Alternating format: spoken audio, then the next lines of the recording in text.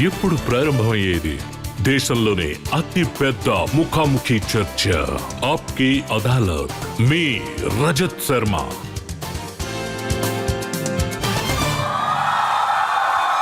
నమస్కారం.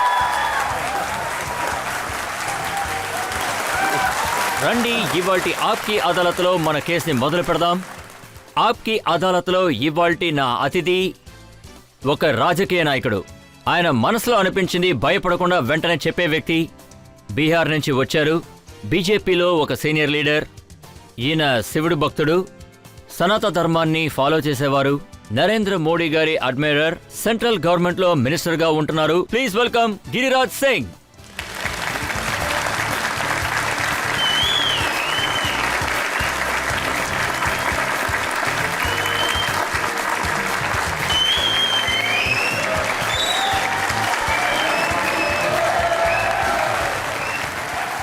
ఇవాల్టి మన ఆప్కి అదాలత్లో మన జడ్జిని పిలవబోతున్నాను. ఇవాళ జడ్జిగా రాబోయే ఆయన ఒక సీనియర్ జర్నలిస్ట్, ఎంతో అనుభవం ఉన్న ప్రెస్ వ్యక్తి, రైటర్, ఒక social activist. Please welcome Sudhanshu Ranjan.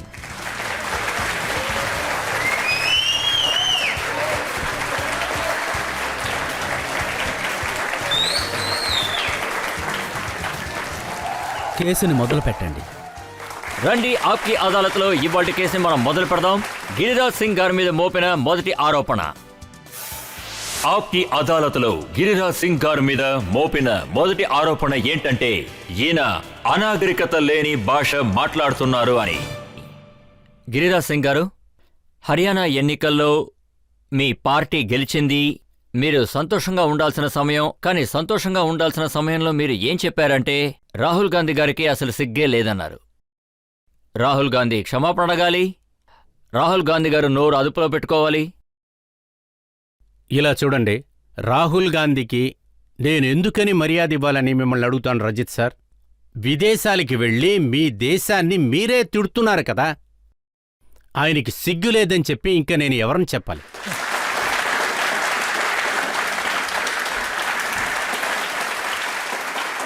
అది మాత్రమే కాకుండా ఎలక్షన్లకి ముందే హర్యానా ఎలక్షన్లో నేను గెలిశానని చెప్తున్నాడు. నేను గెలిశానని చెప్పుకొని తిరుగుతున్నాడే. అరే తమ్ముడు, గెలవకముందే నేను గెలిశానని ఎందుకని చెప్పుకొని తిరుగుతున్నావు? తర్వాత ఇప్పుడు ఆయన ఓడిపోయారు కాబట్టి మీరు ఆయన్ని జోకర్ అంటున్నారు. ఇలా చూడండి, నేను అది మాత్రమే కాకుండా మీరు ఆయన లల్ బబువా అని అన్నారు. ఇలా చూడండి, మా ఊర్లో డబ్బు గల వాళ్ల పిల్లలున్నారు కదా, వాళ్ళని లల్ బబువా అని చెప్తారు. వాళ్ళకి ఎటువంటి తెలివితేటలు ఉండవు. అలాగే ఇతనికి కూడా ఎటువంటి తెలివితేటలు లేవు. ఇతనికి అడ్వైస్ చేయడానికి చాలా మంది ఉన్నారు. సవాల్ చేస్తున్నాను, రాహుల్ గాంధీ వేరే ఎవరి దగ్గర అడ్వైస్ తీసుకోకుండా, స్క్రిప్ట్ లేకుండా, నా దగ్గర మాత్రమే కాక నా జూనియర్ దగ్గర కూడా అతను అస్సలు మాట్లాడలేడు. ఆయన ఈ బంగాళదుంప ఉంది కదా, దాన్ని ఫ్యాక్టరీలో తయారు చేస్తున్నారని చెప్తున్నాడు. బంగాళదుంపని ఫ్యాక్టరీలో తయారు చేస్తున్నారా? పొలాల్లో పెరుగుతానే అందరికీ తెలుసు. ఇప్పుడేం చెప్తున్నాడు? ఈ జిలేబీ అంతా అది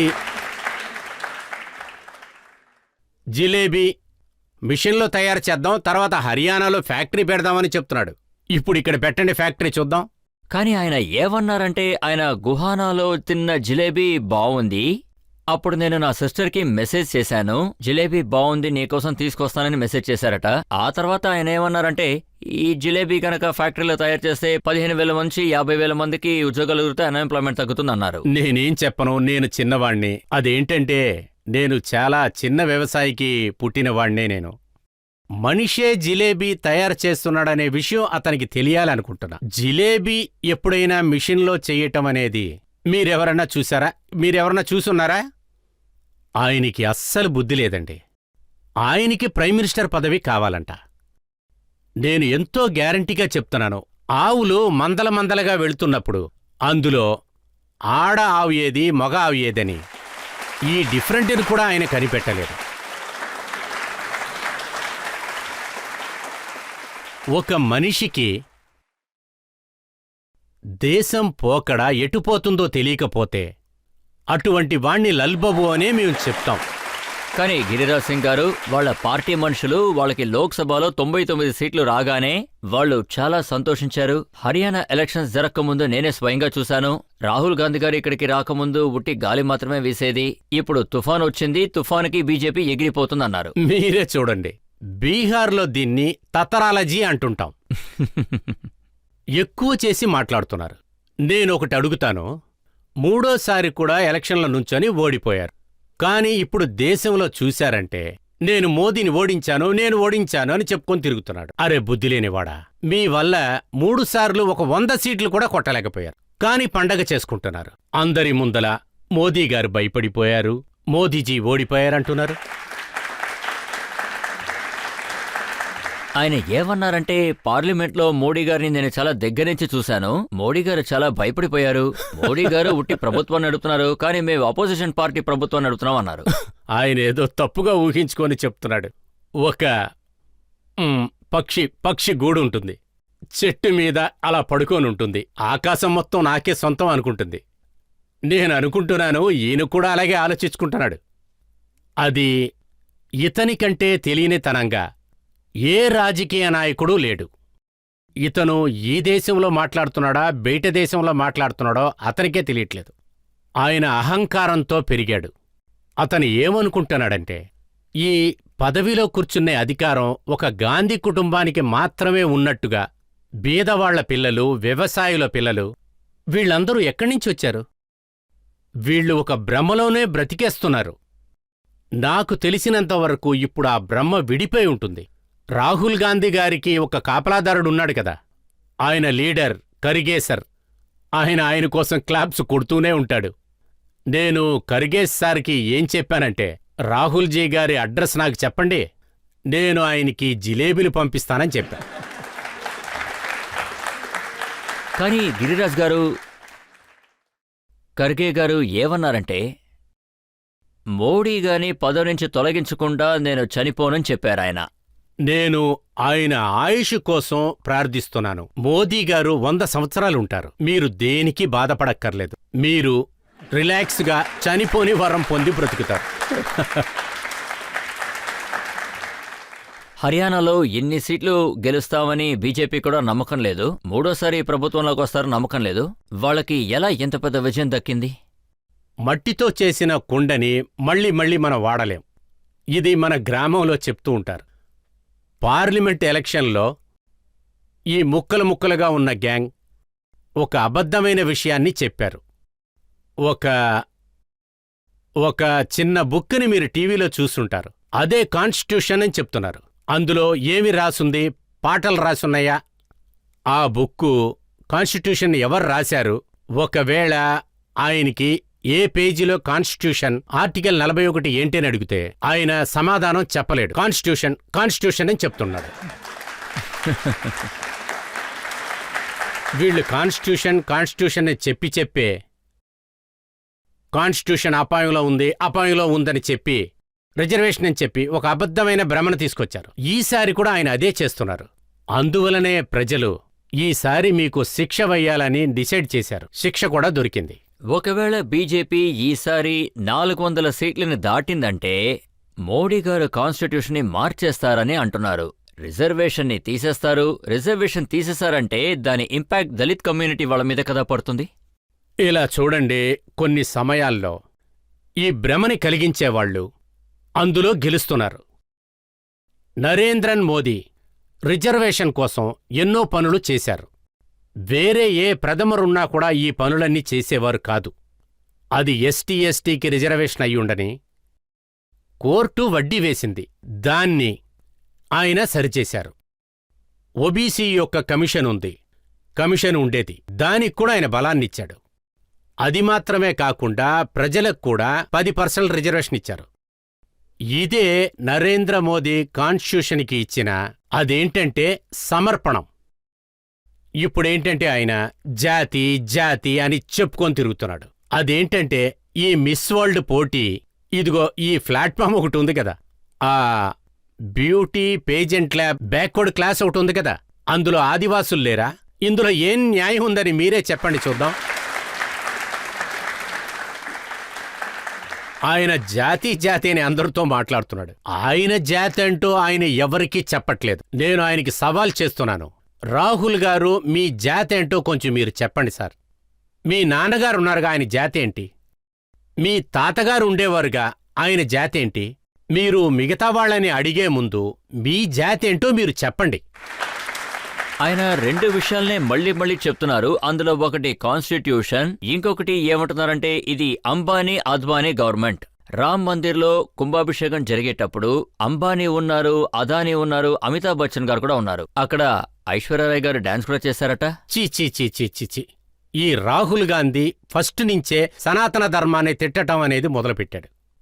దానితో పాటు ఇది భారతీయ సనాతన ధర్మానికి అవమానం. కాని ఆయన ఏమనుకుంటున్నాడో తెలియటం లేదు. ఈ భారతదేశంలో గొడవలు పెట్టేసి యుద్ధాలు తెప్పించి ఇటాలీ వెళ్ళిపోదామని అనుకుంటున్నాడు. మనమందరం ఇక్కడే ఉంటాం, మోదీ గారు కూడా ఇక్కడే ఉంటారు. ఆయన వెళ్ళాలి అనుకుంటే ఇప్పుడే వెళ్ళిపోవచ్చుగా. మనమంతా ఎక్కడికి వెళతాం? మనం ఇక్కడ పారిపోయే వాళ్ళం ఎవరు లేరు. సో సనాతన ధర్మంలో ఈ విధంగా కేవలంగా మాట్లాడటం సనాతన ధర్మాన్ని అవమానిస్తున్నట్లే. గిరిరాజ్ సింగ్ గారు హర్యానా ఎన్నికలప్పుడు ఆయన ప్రజలకేం చెప్పారంటే ఆ గుడి కుంభాభిషేకం అప్పుడు అక్కడ ఉన్న వాళ్ళందరూ ధనవంతులే, పేదలెవరు లేరని చెప్పారు. చీ చీ చీ చీ చీ. ఆయనకి కావాలంటే నా కళ్ళజోడు కొంచెం తీసుకోమనండి, కళ్ళు బాగా కనపడతాయి. ఆయన ఇవ్వమంటారో అడగండి. మన మోదీ గారు ఎటువంటి పని చేశారంటే ఆ రోజు కుంభాభిషేకంలో గుడిలో క్లీన్ చేసేవాళ్లు ఉన్నారు కదా, వాళ్ల కాళ్లు కడిగే పని కూడా చేశారు.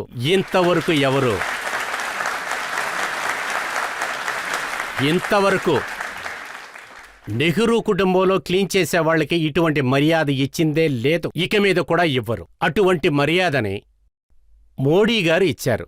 సమూహంలో అందరూ ఆయనకి ఒకటే. ఇప్పుడు పబ్లిక్లోంచి ఎవరైనా ప్రశ్నలు అడగచ్చు.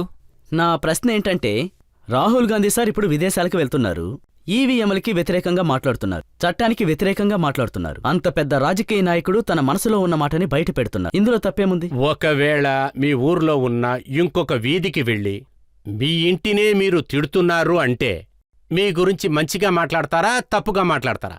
మిమ్మల్ని మంచి మనిషి అంటారా, తప్పు మనిషి అంటారా? చెప్పండి. మీకు అధికారం ఉంది, దేశంలో ఉంది, పార్లమెంట్లో ఉంది. మీ మనసులో ఉన్నది మీరు చెప్పొచ్చు. మీరు కూడా చాలా ఎక్స్ట్రీమ్ గా మాట్లాడుతున్నారు. రాహుల్ గాంధీ గారు విదేశాలకు వెళ్లి ఇండియా గురించి తప్పుగా మాట్లాడారు, అలాగే ప్రజాస్వామ్యం గురించి తప్పుగా మాట్లాడారు. అందుకని ఆయన మెంబర్షిప్ ని తీసేయాలని మీరు అన్నారు. అసలు ఇది ఎందుకు అలా అన్నారో చెప్పండి. 1976లో ఈ దేశానికి సంబంధించిన పార్లమెంటుకి సంబంధించిన ఒకడు విదేశాలకి వెళ్లి మిస్సెస్ గాంధీ గారి పేరుని ఎంతో తప్పుగా మాట్లాడాడు.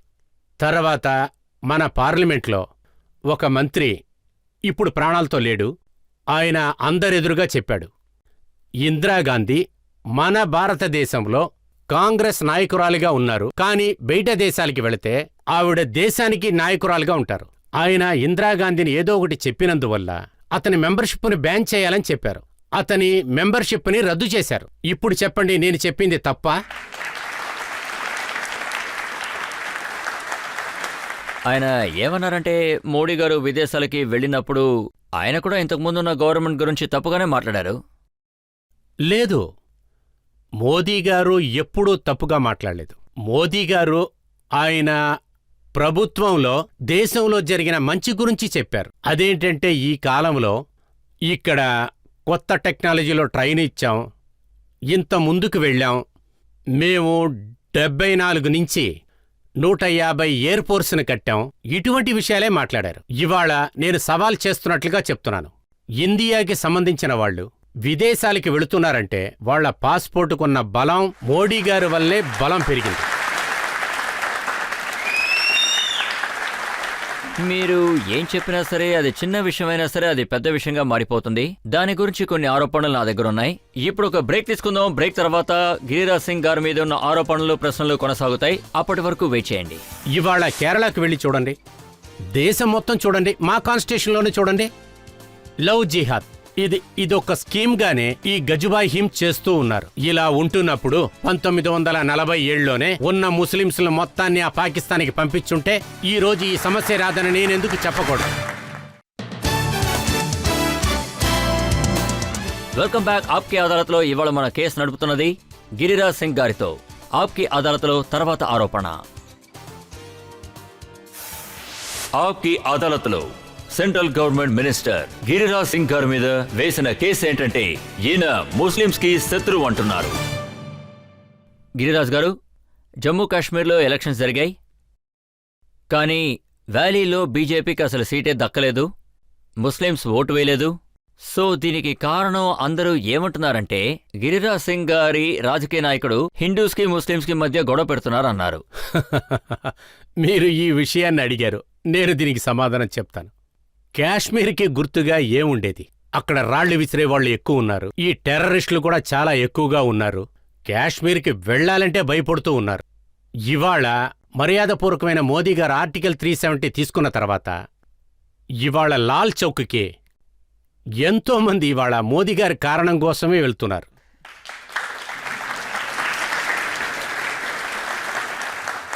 మోదీ గారి నిర్ణయాల వల్ల ఇవాళ కాశ్మీర్లో ప్రశాంతంగా ఉన్నారు. ఇవాళ చాలా హోటల్స్ తెరిచారు, ఎన్నో ఎంఓవి ఉన్నాయి, ఊరు కూడా పెరిగింది. నేను చాలా ఖచ్చితంగా చెప్తున్నాను, మోడీ గారు రాయి విసిరేవాళ్ళని ఆపారు, ప్రశాంతతను తీసుకొచ్చారు. కాశ్మీర్ని ఒకప్పుడు దాని గుర్తు లేకుండా చేశారు కాంగ్రెస్. రాళ్లు విసిరేవాళ్ళని, టెర్రరిస్టుల్ని ఎంకరేజ్ చేశారు కాంగ్రెస్. అబ్దుల్లా ముఫ్టీ ఇటువంటి వాళ్లని ఎంకరేజ్ చేసింది కాంగ్రెస్. అవన్నిటినీ మోడీ లేకుండా చేశారు.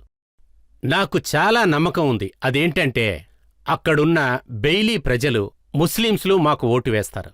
ఇక మీద ఆలోచించుకోవాల్సింది వాళ్లే. ఒప్పుకుంటున్నారు, ఎదుగుదల ఉంది, మాకు ట్రీట్మెంట్ కి డబ్బులు వస్తున్నాయి, హాస్పిటల్స్ డెవలప్ అయ్యాయి, రోడ్లు కూడా వచ్చాయి, చాలా స్కూల్స్ ఓపెన్ చేశారు. ఇదివరకట్లాగా ఇప్పుడు స్కూల్స్ అన్నిటినీ క్లోజ్ చేయట్లేదు, షాప్స్ ఓపెన్ చేస్తున్నారు, ఇప్పుడు వ్యాపారం పెరిగింది. కానీ వాళ్ళు మోడీ గారికి ఓటు వేయరు, ఎందుకంటే దీన్ని ఒక హిందూ దేశంగా మార్చేస్తారని భయపడుతున్నారు.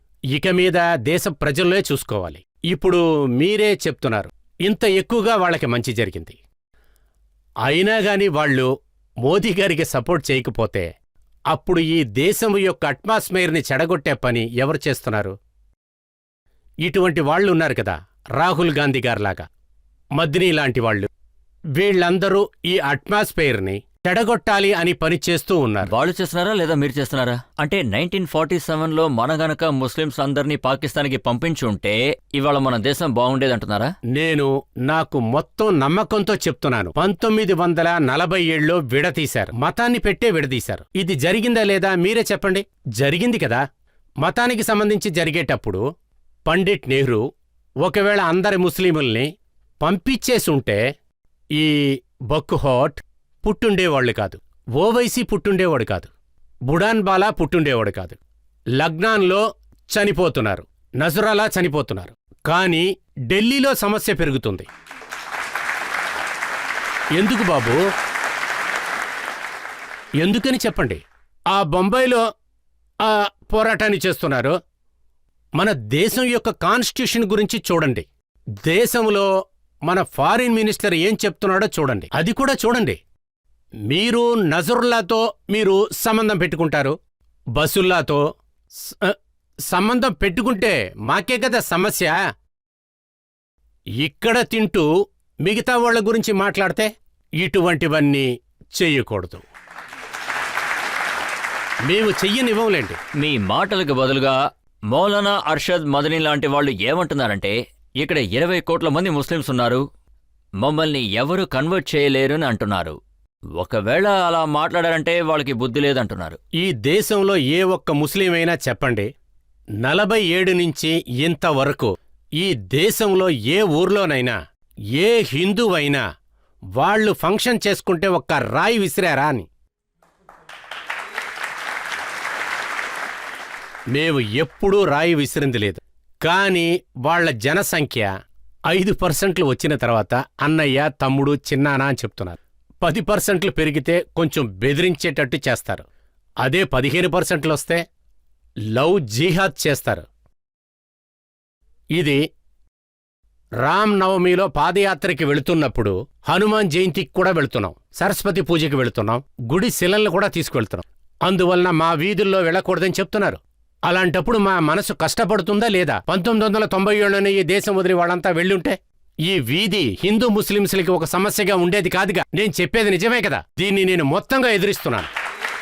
గిరిరాజ్ గారు, ఇదంతా మొదలైంది మోడీ గారు ప్రైమ్ మినిస్టర్ అయిన తర్వాతే. అంతేకాదు అమిత్ షా గారు హోమ్ మినిస్టర్ అయిన తర్వాతే. ఆ తర్వాతే ఈ సమస్యలన్నీ మొదలయ్యాయి. లేదు, ఈ విషయాన్ని ఇక్కడ చెప్తున్నాను, మీ ముందు చెప్తున్నాను, ఆప్కే అదాలత్లో చెప్తున్నాను.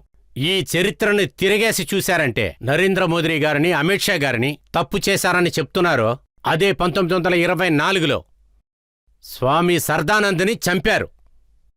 ఎందుకంటే ఆయన ఒక మత గురువుగా ఉండేవారు. ఆయన తిరిగి ఇంటికి వస్తున్నప్పుడు ఆయన్ని చంపేశారు. నేను మొత్తం కథ చెప్పాలంటే ఇక్కడ టైం సరిపోదు. జస్పాల్ విషయంలో చంపేశారు. మా దేవతల్ని, దేవుళ్ళని ఎదిరించి ఒక పుస్తకాన్ని వాళ్ళు రాశారు. మా దేవతల్ని వాళ్ళు ఇష్టం వచ్చినట్లు మాట్లాడారు. అదే ఇంటర్నెట్లో చూడండి. దాని తర్వాత ఇంకొకతను ఏం రాశాడంటే, ఇలాగంతా చేసినందువల్ల ఆయన నాయకుణ్ణి ఆయన ఎదిరించి నుంచున్నాడు. ఆ విధంగా చెప్తున్నారు. మీ మీద కేసు వేశారు. కేసులో ముస్లింస్ వాదాడారు. తర్వాత సమస్య పెద్దదైంది. సమస్య పెరిగిన తర్వాత ఆయన చంపేశారు. ఇప్పుడు మీరందరూ చెప్పండి, నరేంద్ర మోదీ 1924లో 1920లో పుట్టారా? ఒకవేళ అటువంటి సమయంలో పుట్టకపోతే అప్పుడు గజుబాయ్ హిందీ మైండ్ సెట్ని 1905లోనే జిన్నాకి సంబంధించిన మైండ్ సెట్ పెరుగుతుంది. ఎందుకంటే చాలామంది ముస్లింస్ ఇక్కడే ఉండిపోయారు. అది కూడా ఎందుకోసం? రాబోయే కాలంలో మళ్ళీ హిందూస్తో గొడవ చేయటం కోసమే. ఇవాళ కేరళకి వెళ్ళి చూడండి. దేశం మొత్తం చూడండి. మా కాన్స్టిట్యూషన్లోనే చూడండి.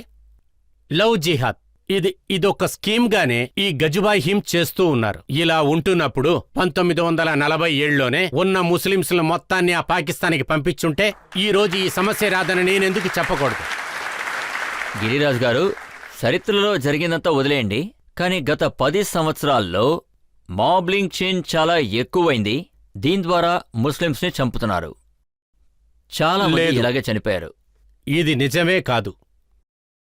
మా ప్రధాని మోదీజీ గారు ఏనాడు మాబ్ కిల్లింగ్కి సపోర్ట్ చేయలేదు. కానీ ఇంకొక విషయం కూడా నిజమే. ఏ కారణమూ లేకుండా మన మత గురువుల్ని చంపుతున్నారు. ఇప్పుడు చూసుకున్నారంటే స్వామీజీల మీద, వాళ్ల మీద ఉన్న మర్యాద మీద పువ్వులేస్తున్నారు. స్వామీజీల మీద పువ్వులు వెయ్యకపోతే మేమేమన్నా కాబాబుకు వెళ్ళా పువ్వులు విసరాలి? మీరే సమాధానం చెప్పండి. మన దేశం ఇండియా సనాతన ధర్మం కోసం సంబంధించింది. దీనికి బదులుగా వేరే ఇండియాకి ఏమైనా గుర్తింపు ఉందా? సనాతన ధర్మాన్ని పాటించే వాళ్ళ మీద పూలు చల్లడంలో ఎవరికి ఎలాంటి సమస్య లేదు. కానీ ముస్లింస్ వాళ్ళ మీద బుల్డోజర్ని పంపించామంటే అది ప్రాబ్లమే కదా. వాళ్ళు ఏమైతే చేస్తున్నారో అది వాళ్ళకి తిరిగి వస్తుంది. మన యోగిజీ గారు ఇంతకు ముందే చెప్పారు, ఇక మీద ఎవరిని వదిలిపెట్టమన్నారు. ఇప్పుడు చూడండి, అందరూ రామ్ రామ్ అని ఉంటున్నారు. అందరూ బాగున్నారు. మీరు వాళ్ళని భయపెడుతున్నారా? నేనెందుకు భయపెడతాను? యోగిజీ గారు న్యాయమే చేస్తున్నారు. నరసింహానందజీ కూడా ఆయన మీద కేసు వేసి జైలుకి పంపించారు. ఆయన ఒక హిందూ రాజకీయవాది, ఒక మంచి మనిషి, ఒక మంచి ఇంజనీరు. వాళ్ళ మనసు కూడా బాధపడింది. మా దేవుళ్ళని, దేవతల్ని రోజు తిడుతున్నారు. మమ్మల్ని ఎదిరించి ఏమేమో మాట్లాడుతున్నారు. ఈ దేశంలో పెద్ద సమస్య సృష్టించారు కదా. ఇక మీద ఇక్కడ అటువంటి జరగవు. కానీ గిరిరాజ్ గారు, 20 కోట్ల కన్నా ఎక్కువైనా ముస్లిం బ్రదర్స్ అండ్ సిస్టర్స్ ఇక్కడున్నారు. మనం వాళ్ళని ఇక్కడి నుంచి పంపించలేము. వాళ్లతో బతకడం మనం అలవాటు చేసుకోవాలి. ఇలా చూడండి, వాళ్లతో మీరెలా ఒకటిగా ఉంటారు? మనం భయపడుతూనే ఉండాలి. ఇవాళ 20 కోట్లు ఉన్నారు, రేపు 30 కోట్లు అవుతారు. రేపు ఫోర్స్ చేసి అందరినీ మస్జిద్కి వెళ్ళమంటారు. దాని తర్వాత గుడ్డు మాంసం తినమంటారు. అప్పుడు నా మతాన్ని నేను కాపాడుకోవాలా, కాపాడుకోకూడదా? మేము ఏ మతంలోనూ వేలు పెట్టలేదు. నేను ఒకటి మాత్రం నిజం చెప్తున్నా, నేను ఎప్పుడు ఎవరి మీద రాయి కూడా విసరలేదు. ఏ ముస్లింనన్నా చెప్పమనండి. మేము మిమ్మల్ని రాయితో కొట్టనప్పుడు మా యాత్రలో మీరెందుకు రాళ్లు విసురుతున్నారు, కత్తులు పెట్టి నరుకుతున్నారు, తుపాకీతో కాలుస్తున్నారు? మీరు ఈ విధంగా చేసేటప్పుడు మేము మా నెక్స్ట్ జనరేషన్ గురించి మేం చూసుకోవాలి కదా. మేము మమ్మల్ని కాపాడుకోవాలి కదా. మీరు కూడా రచ్చగొట్టే విధంగానే మాట్లాడుతున్నారు. మీరు ఏమంటున్నారంటే, మీ శవాన్ని పాతిపెట్టే స్థలం మీకు కావాలంటే అప్పుడు ఈ భూమి కోసం మీరు వందే మాత్రం చెప్పి తీరాలంటున్నారు. మీరేంటంటే నేను ఎప్పుడూ చెప్పిందంతా సరే, ఓకే. ఈ రాష్ట్రం నాయకుడు ఉన్నారు కదా, ఆయన పేరు ఓవైసీ. మన పార్లమెంటు లోపల ఎప్పుడైతే నేషనల్ యాంథమ్ వేస్తామో అతనప్పుడు ఉండడు. వందే మాత్రమనే మాటకి మర్యాద ఇవ్వని ఒక వ్యక్తి, అతనికి ఈ దేశం మర్యాద ఇస్తుందా? నేను మీ ఆప్కే అదాలత్తునే అడుగుతూ ఉన్నా. వందే మాత్రానికి ఏమర్థం? భారత్ మాతాకి మనం వందనం చేస్తున్నాం. అదేమన్నా తప్ప? మేము శ్మశానంలో ఎక్కడైతే మా నాన్నగారిని తగలబెట్టారో, మా తాతగారిని తగలబెట్టారో అక్కడే మమ్మల్ని కూడా తగలబెడతారు. మేమేం తీసుకువెళ్తాం? కాని వాళ్ళు తీసుకెళ్తున్నారే. 3 అడుగులు 3.5 అడుగులు తవ్వి పెట్టడానికి వాళ్ళకి స్థలం కావాలి, మాకంతా అక్కర్లేదు. ఓవైసీ గారు ఏమన్నారంటే, నేను నా తమ్ముణ్ణి ఆపేశాను, నా తమ్ముడు చాలా చెడ్డవాడు, ఒకవేళ నా పదవి గనక నేను నా తమ్ముడికి ఇచ్చానంటే వాడు మీ అందరినీ సరి చేసేస్తాను అంటున్నా. పగల కలలు ఎప్పుడూ నిరూపణమవు. దేశంలో ఔరంగజేబ్గా ఎప్పుడు మారాలి అనుకుంటున్నారో అప్పుడంతా మహారాణా ప్రతాపు మళ్లీ పుడతాడు. అందువలన ఇలా చెప్పి ఎవ్వరినీ మనం భయపెట్టలేం. ఇప్పుడు ప్రజల్లో ఎవరైనా ప్రశ్న అడగచ్చు? సనాతన ధర్మాన్ని మీరు ఎంతో సపోర్ట్ చేస్తున్నారు, దాని గురించి మాట్లాడుతున్నారు. డిఎంకే అని ఒక పార్టీ ఉంది. అవును. వాళ్ళు ఏమంటున్నారంటే కరోనా లాగా. డెంగ్యూ, మలేరియా లాంటి వ్యాధుల్ని పోగొట్టాలని అంటున్నారు. దీనికి మీరే సమాధానం ఇస్తారు సార్?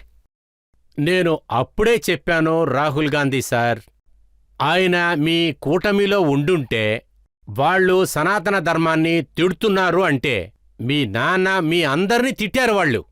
ఇదంతా చూసుకుంటూ మేము నోరు మూసుకొని ఉండలేము. మేము మా యువకుల్ని ఎలా కాపాడుకోవాలో మాకు తెలుసు. సనాతనమైన వాళ్ళం మేము. మిగతా వాళ్ళని ఎప్పుడూ మేము అటాక్ చెయ్యం. మేము ఎప్పుడు కూడా సర్వే భవంతు సర్వే సుఖన సంతు నిరామే, మేము దాని ప్రకారమే ప్రశాంతంగా ఉన్నాం. మేము చాలా రోజులుగా ఓం శాంతి శాంతి శాంతి అని చెప్తున్నాం. ఇక మీద ఓం విప్లవం విప్లవం విప్లవమే.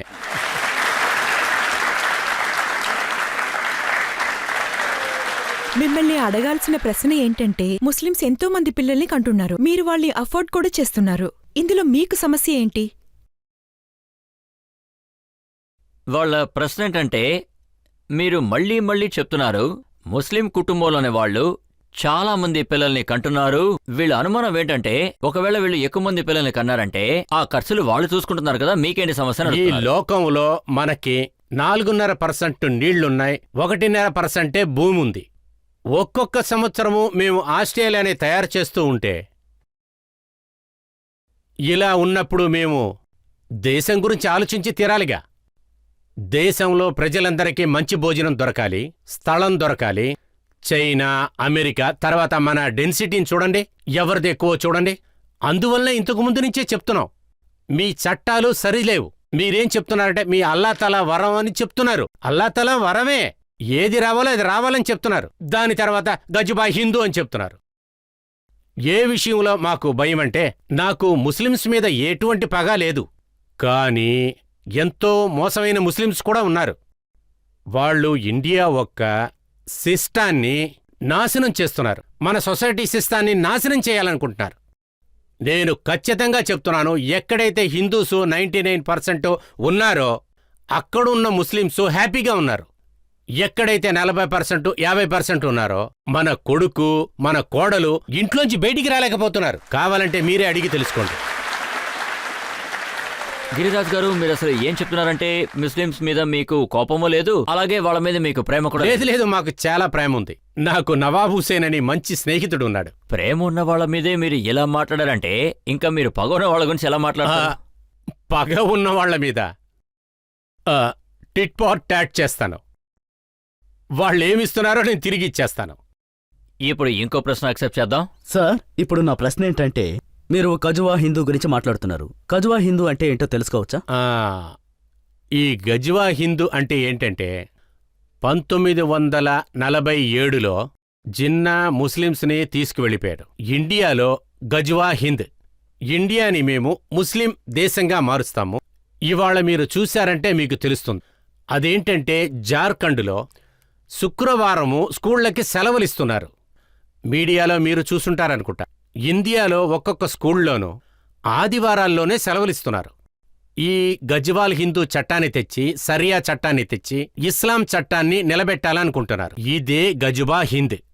తర్వాత కొన్ని రోజుల తర్వాత మన పిల్లలు మన అమ్మాయిల దగ్గర రండి మసూదీకి వెళ్ళమని చెప్తారు. నిజంగా నాకిది తలుచుకుంటే భయంగా ఉంది. ఇది భయం లేకుండా బయటి చెప్తాను. ఇప్పుడు దానికి సమయం వచ్చింది. దేశంలో ఉన్న ప్రతి హిందూ కూడా సనాతనంలో ఉన్న జాతి మతం అన్నీ మర్చిపోయి మనం అందరం ఒకటిగా కలవకపోతే అందరం విడిపోతాం, దేశం నాశనం అవుతుంది. ఇది నేను చెప్పేది నిజం. కానీ సనాతన ధర్మం అన్నిటినీ సమానంగా చూడాలనే చెబుతోంది కదా. మోడీ గారు అదే చెప్తున్నారు. సబ్కా సాత్ సబ్కా వికాస్ అంటున్నారు. నేను మీకు ఒకటి చెప్పాలనుకుంటున్నాను. అహింస పరమో ధర్మ అని ఒకటి ఉంది. అది మనదే. దాంట్లో ఏముందంటే, అహింస ఒకవేళ ధర్మాన్ని కాపాడటం కోసం వైలెన్స్ని మన చేతిలో తీసుకోవాలంటే, మన అమ్మవారి చేతిలో శంఖం ఉంది, త్రిశూలం కూడా ఉంది. ఒక చేతిలో కత్తి ఉందంటే ఆశీర్వాదం చేయటానికి చెయ్యి కూడా ఉంది. సో ఈ 2 విషయాలకి మేము సిద్ధంగా ఉన్నాం. శస్త్ర, దానికి సంబంధించిన అస్త్రం కూడా ఉంది. శాస్త్ర 3 ఉన్నాయి. ఇందువలనే మేము నవరాత్రుల్లో, నిజంగా చూసుకుంటే ఈ నవరాత్రి సమయాల్లో మీ మీడియా కూడా చెప్పింది, ఒకరోజు మీ చట్టమండలి మంత్రి అమ్మవారి శూలానికి పూజ చేశారు. దానివల్ల మీరందరూ అతన్ని ఏళకోళంగా చూశారు. ఇంతకుముందే ఇటువంటి జరుగుతుండే. మనం ఆయుధాలకి పూజ చేసేవాళ్ళం, అలాగే శాస్త్రాలకు కూడా చేసేవాళ్ళం. ఇదే మన కళాచారం. ఒకవేళ మిగతా వాళ్ల కోసం మనం పూజ చేయటం మానేస్తే మిగతా వాళ్ళు నన్ను చూసి భయపడకుండా ఉంటారు. కానీ నేను ఓఐసిస్ గారు మాట్లాడింది విన్నాను, మౌలానా మెహబూబ్ మదిని మాట్లాడింది విన్నాను. వాళ్ళు ఏమంటున్నారంటే, ఈ దేశంలో మీకు ఎంతైతే హక్కు ఉందో మాకు కూడా ఉందని అంటున్నారు. మోహన్ భగవత్ గారికి అలాగే గిరిరాజ్ సింగ్ గారికి ఎంతైతే ఉందో మాకు కూడా అంత హక్కు ఉందని అంటున్నారు. ఖచ్చితంగా లేదు. మాకు ఇవాళ పాకిస్తాన్లో చోటు లేదు. హిందువులు ఎక్కడికి వెళ్లారు? ఎవరూ కన్నీరు కార్చలేదు, ఎవరూ ఏ సమస్య చేయలేదు, ఎవరూ వీధులకెక్కి పోరాటం చేయలేదు. ఇవాళ బంగ్లాదేశ్లో జరిగేది మీరు చూస్తున్నారు. ఇండియా పాకిస్తాన్ అని ఎందుకోసం విడదీశారు? జిన్నా అక్కడికి వెళ్ళాలనుకున్నాడు, వెళ్ళిపోయాడు. ఈ దేశం హిందువుల కోసం తయారు చేసింది. ఇప్పుడు ఆయన మీకెంత సొంతమో మాకు అంత సొంతం అంటున్నాడు. ముందుగా ఇదే ఆయన అర్థం చేసుకోవాలి. నేనేమి లేదని చెప్పట్లేదు, కానీ ఒకవేళ మీరు ఇక్కడ ఉన్నారంటే అందరూ కలిసి ఉండాలి. మీరు నా మీద కోప్పడితే, నా యొక్క అది దేవుడి మీద రాయి విసురుతున్నారు, మాకు కూడా అధికారం ఉందని చెప్తుంటే, ఈ విధంగా జరగనివ్వం.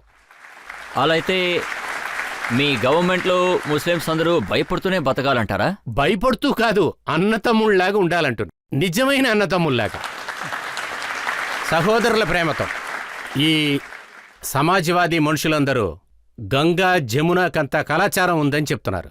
నాకేం అర్థం కావట్లేదు. గంగా తల్లి నా తల్లి, జమునా తల్లి మా తల్లి, కళాచారం కూడా మాదే. గంగా జమున మా కళాచారమా, లేకపోతే వేరే లోకం నుంచి ఎక్కడి నుంచా తీసుకొచ్చారా ఈ సంస్కృతిని? ఈ గంగా జమున కళాచారాన్ని మిగతా వాళ్ళు నేర్చుకోవాలా, లేకపోతే నేను నేర్చుకోవాలా? ఇదే కదా నేను వాళ్ళని అడుగుతున్నాను. కానీ మీరు వాళ్ళని ఔరంగజేబ్ కొడుకు, బాబర్ కొడుకు అని అంటున్నారు. ఇండియాలో ఎంతమంది ఉన్నారో, ఏ మతానికి సంబంధించిన వాళ్లైనా, ముస్లింలైనా లేకపోతే హిందువైనా, అందరూ ఒకటే మనుషులు. మొఘలీయులు ఆక్రమించుకొని ఉన్నారు. మొఘలాయల్ని మేం పూజ చెయ్యలేం. మొఘలాయర్లకి మేం మర్యాద ఇవ్వాలని అవసరం లేదు. వాళ్ళు 800 సంవత్సరాలు ఇక్కడ పాలించారు. అప్పుడు నాకిది చూస్తే కష్టంగా ఉండదా? 800 సంవత్సరాలు మీరే పాలించారు, ఇక మీద రాబోయే కాలం మీరే పాలిస్తారంటే?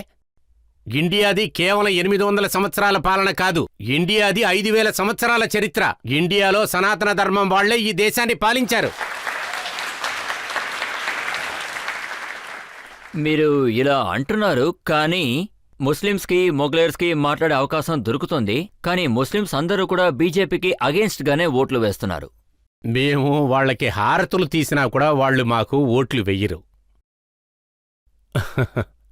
నాకు ఇప్పుడు మీరు కాశ్మీర్ గురించి అడిగారు. మేము ఇంతకు ముందే చెప్పాను, మోడీ గారు కాశ్మీర్ని పెంచటంలో ఏదైనా తక్కువ చేశారా చెప్పండి? అయినా గాని బీజేపీకి ఎందుకు ఓట్లు వేయట్లేదో చెప్పండి. అంటే మీరు వాళ్ళ మనసుల్ని గెలుచుకోవాలి. మనసుల్ని ఎలా గెలుచుకోవాలో మీరే చెప్పండి. హనుమాన్లాగా గుండె చీల్చి మేము చూపించాలా? నేను ఎవరికి, నా కన్సర్న్తో నేను ఎవరినీ తిట్టలేదు, అయినా గాని మాకు ఓట్లు వేయట్లేదు. అలాంటప్పుడు మేము చెప్పి తీరాలి. ఇప్పుడు జమ్మూ కాశ్మీర్లో ఫరూక్ అబ్దుల్లా గారి ప్రభుత్వం రాబోతోంది. అక్కడ ఒమర్ అబ్దుల్లా గారు చీఫ్ మినిస్టర్ కాబోతున్నారు. ఆయన ప్రజలకి మాటిచ్చారు, ఒకవేళ వాళ్ళు గెలిస్తే 370 తీసుకొస్తానన్నారు. రాహుల్ గాంధీ అలాగే ఫరూక్ అబ్దుల్లా కొండ మీద ఎక్కువ నుంచోని అరిసినా కూడా ఆర్టికల్ 370 మళ్ళీ తిరిగి రాదు.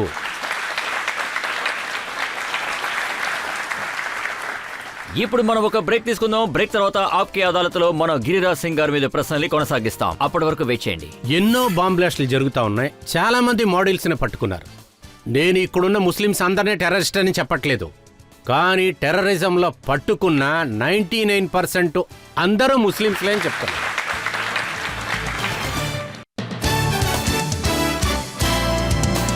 Welcome back. ఆప్కే అదాలత్లో ఇవాల్టి మన అతిథి central government minister Giriraj Singh. ఆప్కే అదాలత్లో ఈయన మీద ఉన్న తర్వాత ఆరోపణ ఇదే. ఆప్కే అదాలత్లో సెంట్రల్ మినిస్టర్ అయిన గిరిరాజ్ సింగ్ గారి మీద మోపిన తర్వాతి ఆరోపణ ఏంటంటే ఈయన అందర్నీ ఎగతాళి చేస్తూ ఉంటారు. మీరు లాలూ యాదవ్ గురించి చాలా ఈజీగా చెప్పేశారు. అంటే ఒకరోజు ఖచ్చితంగా వస్తుంది, మీరు కూడా కలర్ టోపీలు పెట్టుకుని వీధిలో డాన్స్ చేస్తానని చెప్పారు. నిజానికి చెప్పాలంటే వీళ్ళందరూ ద్రోహులే. నేను వీళ్ళని తిట్టేటప్పుడు, తర్వాత వాళ్ళు దర్గాకి వెళ్ళేటప్పుడు ఎలా డ్రెస్ చేసుకుని వెళ్తారంటే ఈరాన్ నుంచి ఒక షేక్ వచ్చినట్లుగా అటువంటి డ్రెస్ వేసుకుని వెళుతున్నారు. నాకు నా మతం మీద నమ్మకం ఉంది, మిగతా మతాలకు కూడా మేము మర్యాద ఇస్తున్నాం, దాని గురించి ఎగతాళి చెయ్యం. లాలూజీ ఏం చెప్పారంటే ఓటు కోసం నాటకం ఆడుతున్నారని. దీనికోసం ఇదంతా నేను చెప్తున్నాను.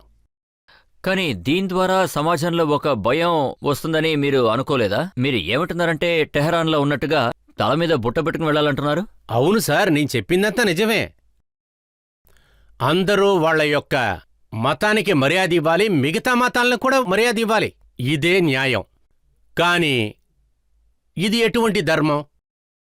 మనం ఓటు కోసం ఊరికే నటిస్తున్నాం. నిజమైన విషయం వచ్చినప్పుడు మీరు వాళ్లతో నుంచుంటున్నారా? అప్పుడు నసురుల్లా కోసం ఊర్లో గోలగోల చేశారు. నేను దానికోసం జస్టిఫై చేయనా? ఇది ఏ విధంగా న్యాయం? వీళ్ళు ఇటువంటి మనుషులే.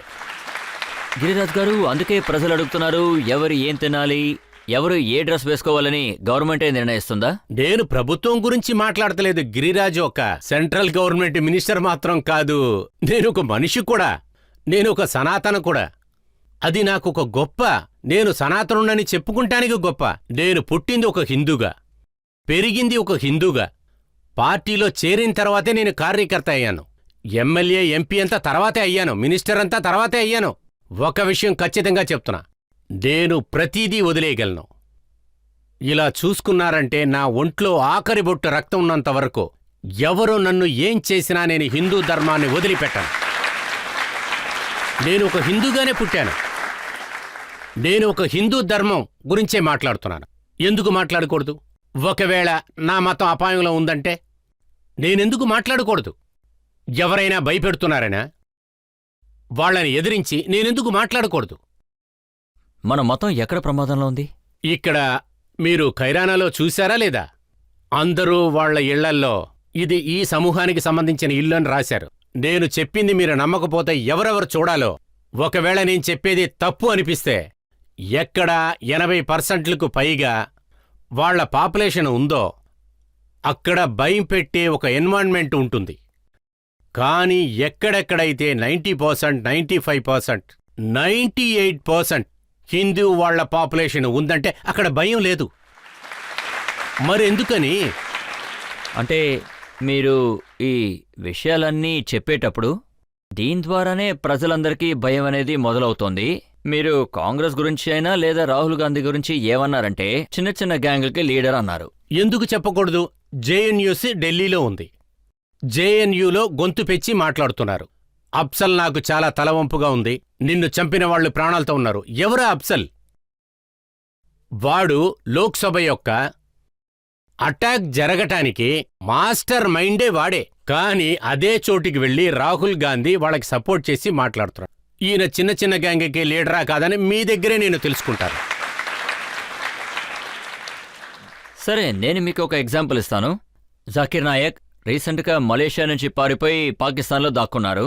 పాకిస్తాన్లో ఆయన ఒక స్పీచ్ ఇచ్చారు. ఆ స్పీచ్లో ఆయన ఏమన్నారంటే, నేను ఇండియాలో ఉన్నప్పుడు చాలా బాగుండేది, నేను పాకిస్తాన్కి ఎక్స్ట్రా వస్తువులు తీసుకొస్తే వాళ్ళు ఎక్స్ట్రా ఛార్జ్ చేస్తున్నారు, కానీ ఇండియాలో ఛార్జెసే లేవంటున్నారు.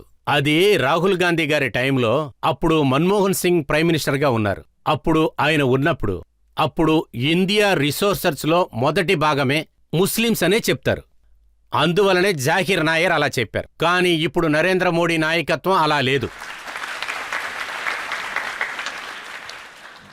అయితే మీరు మోడీ గారు ఇండియాని మార్చేశారంటున్నారా? ఖచ్చితంగా మార్చారు. సబ్కా సాత్ సబ్కా వికాస్. ఒకటి మాటలు మాత్రమేనా లేదా నిజంగానే చేయాలనుకుంటున్నారా? ఇది నిజంగానే చెయ్యాలనుకుంటున్నాం. ఇలా చూడండి, మీరే చెప్పండి. గ్యాస్ ఇచ్చేటప్పుడు హిందూ ముస్లింని ఏదైనా భేదం చూశామా? మీరే చెప్పండి. ఇల్లు ఇచ్చారు, అప్పుడు నేను రూరల్ డెవలప్మెంట్ మినిస్టర్గా ఉన్నాను. ఇల్లు ఇచ్చాం, అప్పుడు మేము భేదం ఏదైనా చూశామా? నీళ్లు వెళ్ళి దాంట్లో వ్యత్యాసం చూశామా? 5 లక్షలు ట్రీట్మెంట్ కోసం ఆయుష్మాన్ కార్డు దొరికింది. హిందూ ముస్లింల తేడా చూశామా? ఇది సబ్కా సాత్ సబ్కా వికాస్ అనే కాదా? చెప్పండి. అదంతా ఇంకొక విషయం.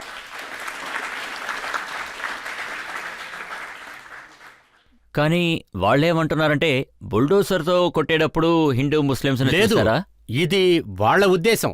కానీ వాళ్ళు ఏమంటున్నారంటే ఎన్కౌంటర్ చేసేటప్పుడు హిందూ ముస్లిం అని విడదీస్తున్నారు. లేదు, కాదు.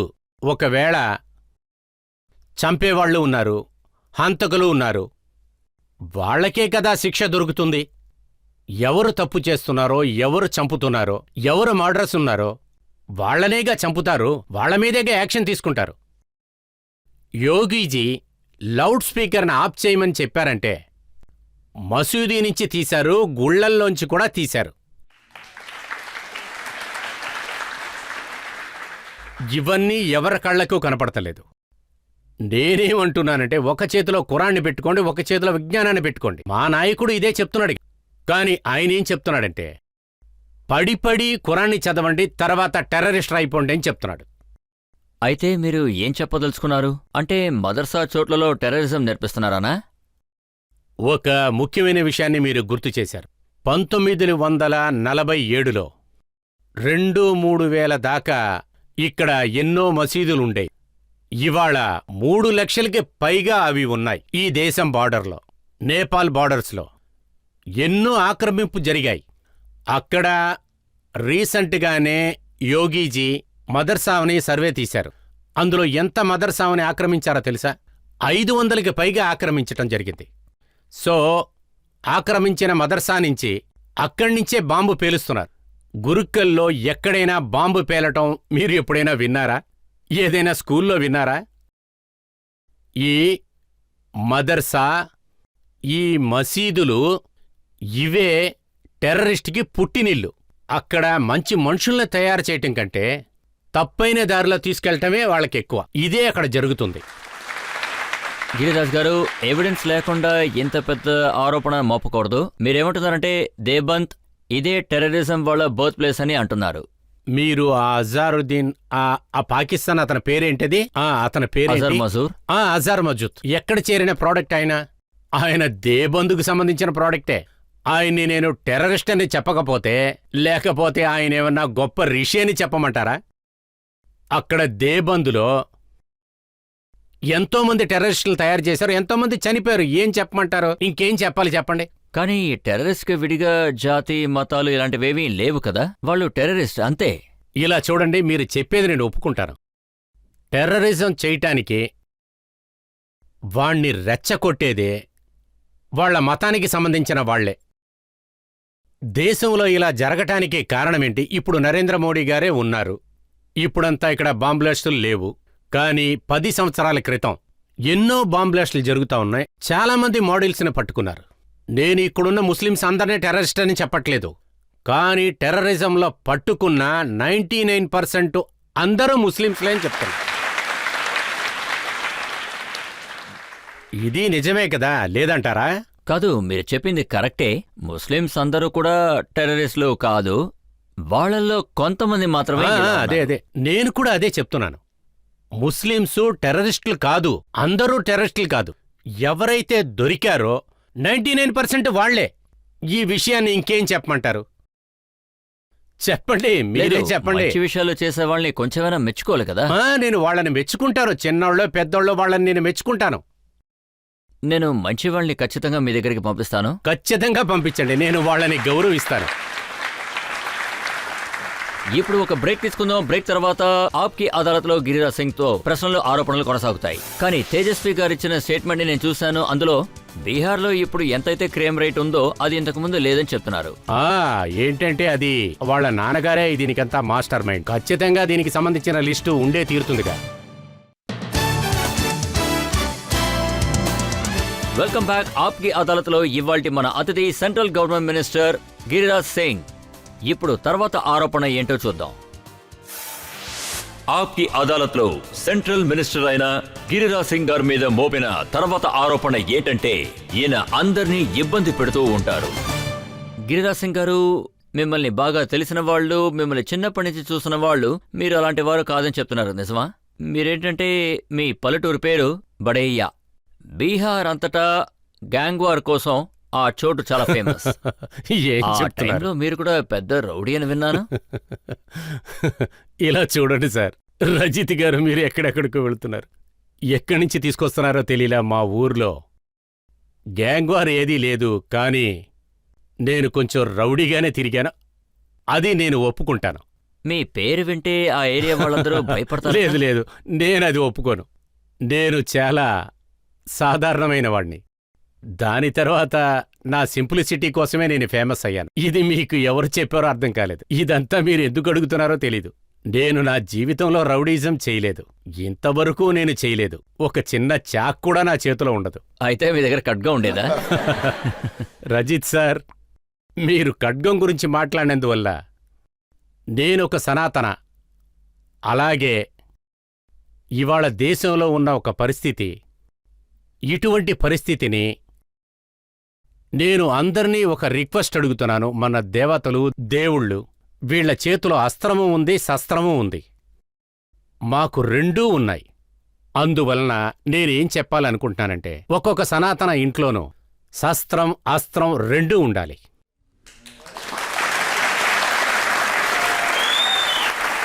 మంచి విషయం.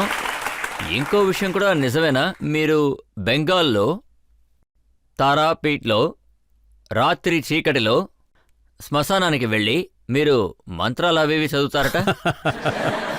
తారాపీఠికి వెళ్ళింది నిజమే. దానితో పాటు సనాతనంలో మనం శ్మశానంలోనూ పూజ చేసి తీరాలి. అది అలాగే నవరాత్రుల్లో అమ్మవారికి కూడా మనం పూజ చేసి తీరాలి. ఇవన్నీ సనాతనంలో ఉన్నాయి. కానీ ఇవన్నీ ఎందుకు అడుగుతున్నారో నాకు తెలియలేదు. ఎందుకని మనుషుల్ని పెట్టుకున్నారో. ఎందుకంటే ఆ టైంలో బీహార్లో రాజకీయాలు అలాగే ఉండేది. ఆ విషయం మీకు బాగా తెలుసు. ఆ టైంలో లాలుగారి ప్రభుత్వం జరిగేది. అదేంటంటే, మీరు ఆ పాత రోజులు ఇప్పుడు బీహార్లో ఉన్న ఆ చిన్న చిన్న పిల్లలకంతా తెలీదు. బీహారు పరిస్థితిని, ఆ పరిస్థితిని ఎంతవరకు మార్చారంటే, లాలూజీ ఏ విధంగా మార్చారంటే, ఒక అమ్మా నాన్నకి వాళ్ల పిల్లల మీద బయటికి వెళ్ళినవాడు తిరిగి వస్తాడా లేదా అని భయంలో ఉండేవాళ్లు. ఒక కొత్త పెళ్లి కూతురు బండిలో వెళుతుందంటే వాళ్ల దగ్గర కిడ్నాప్ చేసి అన్నీ పీకేసుకుంటారు. షోరూంలోంచి బండ్లు దొంగతనం చేస్తారు. పరిస్థితి చాలా దారుణంగా ఉండేది. ఇవాళ నేను దానికోసమే చెప్తున్నా. ఈ బీహార్లో దేవుణ్ణి ఒకటే ప్రార్థిస్తున్నా, ఎప్పటికైనా బీహార్లో లాలూజీ ప్రభుత్వం రానేకూడదు. ఆ కాలంలో జరిగిన ఇంకో విషయం కూడా నేను విన్నాను. ఒకటి, బ్రాహ్మణులు ఆ సమయంలో బిజినెస్ మ్యాన్గా ఉండేవాళ్లు లేదా ల్యాండ్ లార్డ్స్గా ఉండేవాళ్లు. వాళ్ల పిల్లల సర్నేమ్ని మార్చుకునేవారట. వాళ్ళు అందరూ బీహార్ నుంచి బయలుదేరి దేశంలో అన్ని చోట్లకి వెళ్ళొచ్చారు. వాళ్ల గుర్తింపును కాపాడుకుంటూ కోసమే వెళ్లారు. ఇప్పుడు వాళ్ల పరిస్థితి చాలా అధ్వానంగా ఉంది. ఇవాళ కూడా జరిగిన పాత విషయాల్నే కుర్రాళ్లు కొత్తగా వింటున్నప్పుడు మీరు చూసుకున్నారంటే వాళ్లలో భయం పుడుతుంది. ఆ టైంలో మీరక్కడ ఉన్నారు కాబట్టి మీకది బాగా తెలుసు. నేను ఆ సమయంలో, అప్పుడు నేను యూత్ వింగ్ స్టేటు అధికారిగా ఉండేవాడు. అప్పుడు అది మేమంతా తట్టుకున్నాం. అది మేం బయట కూడా చెప్పలేకపోయాం. పరిస్థితి చాలా అధ్వానంగా ఉంది. తర్వాత నరేంద్ర మోదీ గారు, నేను రిక్వెస్ట్ చేసుకుంటాను, ఆ పరిస్థితిలో ఆయన ఇతను మాత్రమే కాపాడగలడు, ఇంకెవరూ కాపాడలేరు, అంతే. సార్, నరేంద్ర మోడీ గారికి తెలిసిన వాళ్ళు, ఆయన ఇష్టపడే వాళ్ళు, ప్రైమ్ మినిస్టర్ కి నామినేట్ చేద్దామని చెప్పిన వాళ్ళు, అందులో మీరు ఒకరు. మీరు కూడా చెప్పారు 2010లో గుజరాత్కి వెళ్లి మరీ చెప్పారు. ఆ విషయం నిజమే. ఆ టైంలో దేశమంతా పరిస్థితి మారుతూ ఉంది. ఓవైసీ లాంటి మనుషులు కొత్త కొత్తగా వస్తూ ఉన్నారు. మన దేశంలో ఒకే ఒక వెలుగుతూ ఉన్న ఒక వెలుతురు ఒకటి నాకు కనపడింది. ఆ వెలుతురు పేరు ఆయన ఒక్కడు మాత్రమే సనాతన ధర్మాన్ని కాపాడగలరు. తర్వాత ఈ దేశం ముందుకు నడిపించేది ఆయనే. అది నరేంద్ర మోడీ గారే చేయగలరు. అది మీరు చూసుకుంటే ఒక మంత్రిగా ఉండి నేను ఎప్పుడూ కాంప్రమైజ్ చేసిందే లేదు. నాకేమనిపించిందంటే ఒకవేళ ఈ మనిషి మన దేశం ప్రథమరైతే ఇండియా పరిస్థితి చాలా మెరుగుపడుతుందని, ఇండియా కూడా ముందుకు వెళుతుందని అనిపించింది. మోడీ గారిలో ఇంత పొటెన్షియల్ ఉంది, ఏదో ఒక రోజు ఆయన ప్రధానమంత్రి అవుతారని మీకెలా తెలిసింది? ఆ విషయం చెప్పండి. అది నాకు తెలియలేదు. అది ఆయన చెప్పాలంటే బీహార్లో ఆ సమయంలో నేను మంత్రిగా ఉన్నాను. నితీష్ కుమారు చీఫ్ మినిస్టర్గా ఉండేవాడు. అప్పుడు ఆయనతో మాకు ఒక మీటింగ్ అనేది ఏర్పడింది. అది చాలా ముఖ్యమైనది. నేషనల్ లెవెల్లో పార్టీలో ఉన్నవాళ్లు మొత్తం అక్కడ కూర్చొని ఉన్నారు. ఎవ్వరూ ఏమీ మాట్లాడలేకపోయారు. నేను ఆ రోజునే చెప్పాను, ఈయనే మన దేశ నాయకుడు, మన దేశానికి వెన్నుముక్క అని చెప్పాను. అప్పటినుంచి నా మనసులో ఒక నమ్మకం ఏర్పడింది. ఈరోజు ఆ నమ్మకం నిజమైపోయింది. ఇవాళ ఈ దేశానికి నరేంద్ర మోదీజీ, స్వామి వివేకానంద తర్వాత లోకంలోనే మన ఇండియాని ఎక్కడికో తీసుకువెళ్లారు. ఇండియాలో ఉన్న ప్రజలు ఇది ఎప్పుడు కూడా ఆలోచించి ఉండరు. లోకంలో ఉన్న ప్రజలు కూడా అనుకోనుంటారు. కానీ గిరిరాజ్ గారు, మీరు విషయం పూర్తిగా చెప్పట్లేదు. మీరు ఆ టైంలో ఇంకొక విషయం కూడా చెప్పారు. ఎవరెవరైతే మోడీ గారిని స్వీకరించట్లేదో, ఎవరైతే ఒప్పుకోవట్లేదో వాళ్ళందరినీ పాకిస్తాన్కి వెళ్ళిపోమన్నారట. ఇది నేను చెప్పారో ఒప్పుకుంటున్నా. అదేంటంటే నరేంద్ర మోదీ ఎవరైతే ఆయనతో ఉంటున్నారో ఆయన ఈ దేశం కోసం ఉంటున్నారనుకుంటాడు. ఆయన ఈ దేశపు భక్తుడు. ఆయన ఖచ్చితంగా ముందుకు తీసుకువెళ్తాడు. దేశానికి ఎదుగుదల కావాలి, ఈ దేశంలో సనాతన ధర్మాన్ని కాపాడేవాడు కావాలి. నాకు చాలా బాగా గుర్తుంది, మీరు ఈ పాకిస్తాన్ విషయాన్ని చెప్పేటప్పుడు చాలా మంది ఏమన్నారంటే ఈయన ఒక దేశద్రోహిలాగా మాట్లాడుతున్నారు, ఈయన అరెస్ట్ చేసి జైల్లో వేయాలని కూడా చెప్పారు. రజిత్ గారు, నేను ఇప్పుడు ఏదీ చెప్పలేను. ఇంతకుముందు జార్ఖండ్లో నా మీద ఎన్నో కేసులుండేవి. నేను ఆ విధంగా ఏమీ చెప్పలేదు, జస్ట్ అపీల్ చేశానంతే. చెప్పేవాళ్లు చెప్తూ ఉంటారు. ఆ తర్వాత ఈ ఆరోపణల వల్ల మీరు చాలా బాధపడ్డారు. ఒక రూమ్లోకెళ్ళి మీరు తాళం వేసుకున్నారట. రూమ్లో మీరు ఇంకా మీతో పాటు 3 తాబేళ్లు ఉండేవట. తాబేళ్లు ఉండేవో లేవో, కాని ఒకటి మాత్రం నిజం, నా మీద దేశద్రోహి అని ఒక పట్టం వేసి జార్ఖండ్ నుంచి బీహార్ దాకా కేసులు పెట్టారు. నన్ను కాపాడుకుంటూ వెళుతూ ఉన్నాను. ఎలాగో నాకు హైకోర్టు నుంచి బెయిల్ వచ్చింది. దాని తర్వాత నేను నా రిజల్ట్ కోసం నవాదా వెళ్ళాను. నేను ఎంతో తప్పు చేశాను. ఇవాళ కూడా చెప్తున్నా, ఎప్పుడు చెప్తాను, చాలా ఖచ్చితంగా చెప్తాను. నరేంద్ర మోడీ చాలా ఎత్తుకు తీసుకువెళ్ళటానికి ఎన్నో పనులు చేస్తున్నారు. సార్, మీరు బీహార్ నుండి వచ్చారు. తర్వాత జరగబోయే ఎన్నికలు బీహార్లోనే జరుగుతాయి. అక్కడ ఏ విధంగా ఎన్నికలు జరుపుతారో మీరు కొంచెం చెప్పగలరా? ఎదుగుదల, ఎదుగుదల, ఎదుగుదల, ఎదుగుదల. అప్పుడు 90కి ముందు ఉన్న బీహార్ ఇప్పుడు, దాన్ని మనం ఒక్కసారి చూడాలి. ఇప్పుడు ఉన్న బీహార్ని కూడా ఒకసారి చూడండి. బీహార్లో ఇవాళ పెద్ద పెద్ద రోడ్స్ వేశారు. నరేంద్ర మోదీ గారు గంగానదిలాగా చాలా నదుల మీద ఎన్నో బ్రిడ్జిలు కట్టారు, 4 ల్యాండ్ ఇచ్చారు. ఇన్ఫ్రాస్ట్రక్చర్ని ఎంతో అద్భుతంగా చేశారు. తర్వాత అది మధ్యపురా నుంచి ప్రారంభించి ఇటు పక్కన చప్రా, మధురా దాకా మిల్లులు ప్రారంభించారు. సో మేము ఎదుగుదలకి మాత్రమే ముందుంటాం. మేము వేరే ఏ విషయానికి ముఖ్యత్వం ఇవ్వం. మన లాలూజీలాగా రాహుల్జీ జాతి అని తిరగనండి, మేము ఎదుగుదల ఎదుగుదల అంటాం. కానీ తేజస్వి యాదవ్ గారు ఇచ్చిన స్టేట్మెంట్ నేను చూశాను. ఆయన బీహార్లో ఇప్పుడున్న క్రైమ్ రేట్ ఇంతకుముందు అలా ఉండేది కాదన్నారు. డైలీ మర్డర్లు జరుగుతున్నాయట, డైలీ లిస్ట్ కూడా ఇచ్చారు. ఏంటంటే అది వాళ్ళ నాన్నగారే దీనికంతా మాస్టర్ మైండ్. ఖచ్చితంగా దీనికి సంబంధించిన లిస్టు ఉండే తీరుతుందిగా. బీహార్లో ఇప్పుడు లా అండ్ ఆర్డర్ పరిస్థితి చాలా దారుణంగా ఉందంటున్నారు, ఇది నిజమేనా? ఆ రాష్ట్రం యొక్క చీఫ్ మినిస్టర్ చాలా బలంగా ఉన్నాడంటే ఏదైనా ఇన్సిడెంట్ జరిగితే దానికి ఇమీడియట్గా యాక్షన్ తీసుకొనే తీరాలి. అది ఇవాళ కూడా జరుగుతుంది. కానీ అన్ఫార్చునేట్లీ మన నితీష్ జీ లాలూజీ 22 సీట్లో ఉన్నాడు. ఆయనకి నితీష్ గారి ఫోటోని లాకెట్గా మార్చి వాళ్ల కుటుంబంలో వాళ్ళు డాలర్గా తగిలించుకున్నారు. ఆయన ఒక రీబర్త్నిచ్చారు. ఆ కారణం కోసం ఎప్పుడైతే ఆయన ఉన్నారో నిరపరాధుల్ని కాపాడే పని ఆయన చేశారు. కాని ఇవాళ ఎవరెవరైతే తప్పు చేసిన వాళ్ళకి సహాయం చేస్తున్నారో వాళ్ళంతా హంతకుల గురించి మాట్లాడుతున్నారో నాకు అర్థం కానీ కాదు. ఒకనొక కాలంలో మీరేమన్నారంటే నితీష్ కుమార్ ప్రతిసారి నేను మా అమ్మ ఇంటికి వెళ్ళిపోతానని లాలు గారిని భయపెడుతూ ఉండేవారట. ఇప్పుడు ఆయన ఒక సొంత ఇంటికి వచ్చేసరి, ఇప్పుడు అన్ని ఇళ్ల తాళాలు ఆయన దగ్గర ఉన్నాయట. లేదు లేదు, అంతా కరెక్ట్గా ఉన్నాయని ఇప్పుడే నితీష్ గారు చెప్తున్నారు. ఆయన ఇలాగే సరిగ్గా ఉంటారా? జంషేర్ కదా. లేదు లేదు, ఆయన చాలా సంవత్సరాల నుంచి చెప్తూ ఉన్నాడు, నేను తప్పు చేశాను. అది ఆయన ఒప్పుకున్నందువల్లే ఆయన మీద అందరూ నమ్మకంతో ఉన్నారు. ఇప్పుడు మనం ఒక బ్రేక్ తీసుకుందాం. బ్రేక్ తర్వాత ఆప్కే అదాలత్లో ఇవాల్టి మన జడ్జి తీర్పు ఏంటో విందాం.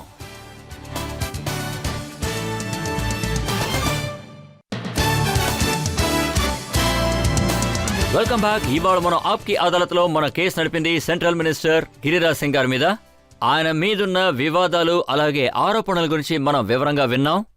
ఆయన మనం బీహార్ గురించి కూడా అడిగాం, గజ్వా హింద్ గురించి కూడా అడిగాం, ఆయన కాంట్రవర్షియల్ స్టేట్మెంట్స్ గురించి కూడా అడిగాం. ఆప్కి అదాలత్లో ఇప్పుడు తీర్పు వినాల్సిన సమయం. రజత్ శర్మ సారికి, గిరిరాజ్ సింగ్ సారికి ఈ రోజు జరిగిన వాదనలు ఏంటి అంటే మంచిగానూ ఉన్నాయి, షార్ప్గానూ ఉన్నాయి. రజత్ సార్ గారు నేరారోపణలన్నీ ఆయన ముందుంచారు. గిరిరాజ్ సింగ్ సార్ తన్ని ఎలా కాపాడుకోవాలని ఆలోచించి, అంటే సెంట్రల్ గవర్నమెంట్ ని కాపాడాలని, ఇంకా బీజేపీ గవర్నమెంట్ ని కాపాడాలని దానికి తగ్గట్టుగా సమాధానాలు చెప్పారు. సో ఇప్పుడు ఈ న్యాయస్థానం మిమ్మల్ని పొగుడుతోంది. అంతేకాకుండా ప్రారంభం నుండి, అంటే ఆ రోజుల్లో